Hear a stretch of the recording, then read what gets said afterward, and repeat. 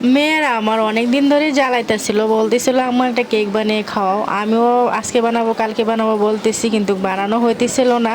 তাই আজকে তাদের জন্য কেক বানাবো। আসসালামু আলাইকুম, সবাই কেমন আছেন? তো এখানে আমি একটা বাটির মধ্যে 3টা ডিম নিয়ে নিছি, আর 1 কাপের মতো হচ্ছে চিনি দিয়ে দিলাম, আর ছোট চামচে হাফ চামচ লবণ দিয়ে দিতেছি। একটা কাঁটা চামচ দিয়ে হচ্ছে ডিমটা ফেটিয়ে নেব। আর যতক্ষণ পর্যন্ত না চিনিটা না গলতেছে ততক্ষণ পর্যন্ত চামচ দিয়ে নাড়তেই থাকবো। কিছুক্ষণ নাড়ার পর এখন ডিমটাও ফেটে গেছে, চিনিটাও গইলা গেছে। দিয়ে দিব হচ্ছে এখন পরিমাণ মতো কয়েক চামচ হচ্ছে আটা। ময়দা থাকলে ময়দা দিতাম, কিন্তু আজকে ময়দা ছিল না, তাই আটা দিয়ে দিতেছি। আর দিয়ে দিব 1 চামচ বেকিং পাউডার দিয়ে একটু চাটনি দিয়ে চাইলা নিতেছি। চাইলা নিলে একটু ভালো হয়। ঘরে ভ্যানিলা এসেন্স ছিল না, তাই দেই নাই। ভ্যানিলা এসেন্সটা দিলে হচ্ছে একটু ভালো হয়, তো নাই দেখে দিতে পারি নাই। দিয়ে দিলাম এখন 1 কাপের মতো হচ্ছে সয়াবিন তেল। চামচ দিয়ে এখন সবগুলি মিক্স করে নিব। কেক বানানোর সময় সবটুকুর পরিমাণ ঠিক রাখলে কিন্তু কেকটা অনেক ভালো হয়। যেমন তেল মাপ মতো দিতে হয়, তারপর হচ্ছে আটা বা ময়দা দিলে সেটাও মাপ মতো দিতে হয়, তারপর চিনি ডিম এগুলো মাপ মতো হইলে কিন্তু কেকটা অনেক ভালো হয় এবং ফুলে।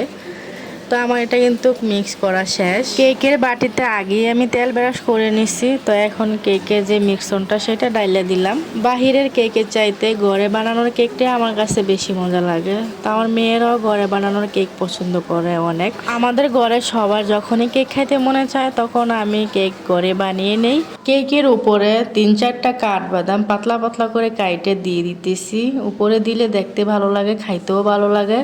আর দিয়ে দিতেছি সাথে কয়েকটা হচ্ছে কিশমিশ। কিছুক্ষণ আগে আমি চুলার উপর একটা প্যান বসাই দিছি গরম হওয়ার জন্য। তো প্যানটা কিন্তু গরম হয়ে গেছে।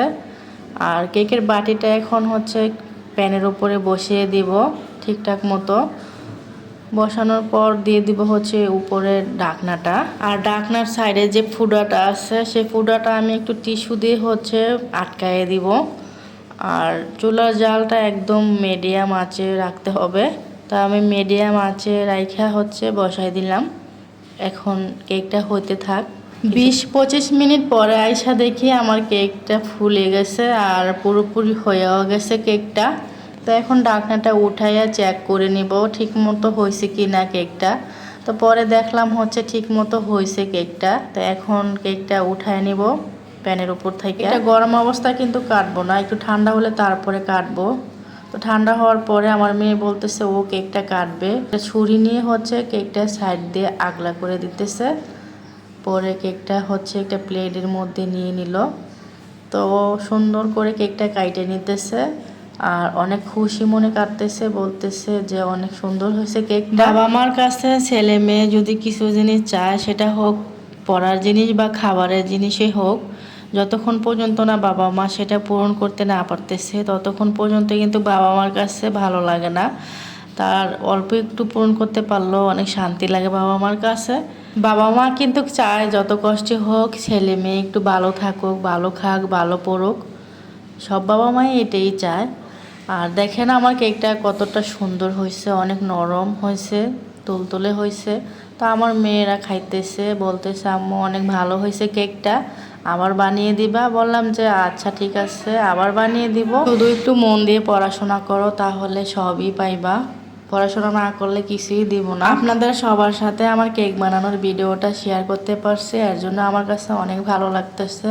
তো আপনারা সবাই ভালো থাকবেন।